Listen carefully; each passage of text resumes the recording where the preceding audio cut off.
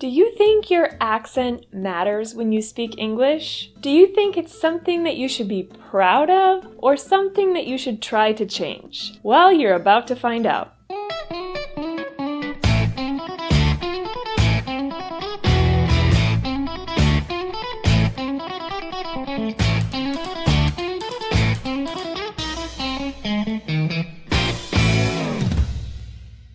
So I saw a music video on YouTube the other day that's making a lot of waves because of the way the singer pronounces English. Let's take a look.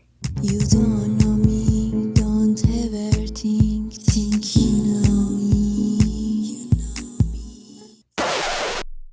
So any fluent speaker of English will cringe when they hear this video. Why? Because there are so many mispronunciations in the English part that make it really difficult to understand. But before we talk about those mispronunciations, I want to address a common question that we get at Chatterfox. What is accent? Does it matter? So first you need to know the difference between mispronunciation and accent. An accent is something that everyone has. I have an American accent from the Midwest, and that is part of who I am. Someone from Argentina and someone from Mexico may have a different accent when they speak Spanish, and that is of course part of who they are too. The singer in this video is Persian, so she has a Persian accent. These are all great, and accents can even be charming and they're part of who you are. But have you ever had a conversation with a non-native speaker and had a really hard time understanding them? That is a mispronunciation. Because when someone mispronounces something, it means that it makes them hard to understand. For example, they may say a sound incorrectly, or they may speak in a rhythm that's too difficult to understand and requires a lot of effort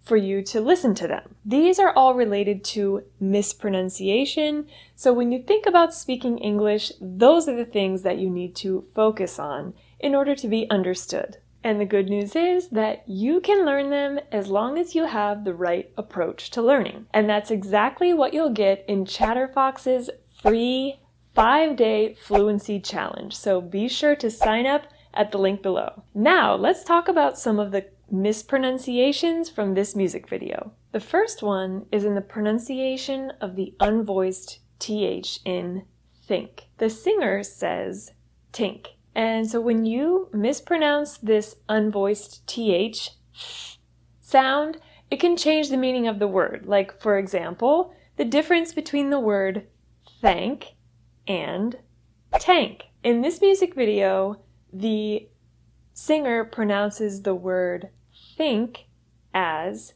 tink. And that sounds pretty bad to any fluent speaker because the word tinkle is a word commonly used for kids when they're talking about using the bathroom. So the word tink sounds really bad to a fluent English speaker. And that's why it's important to pronounce the sound correctly. And you can do that by making sure that your tongue comes out of your mouth. Think.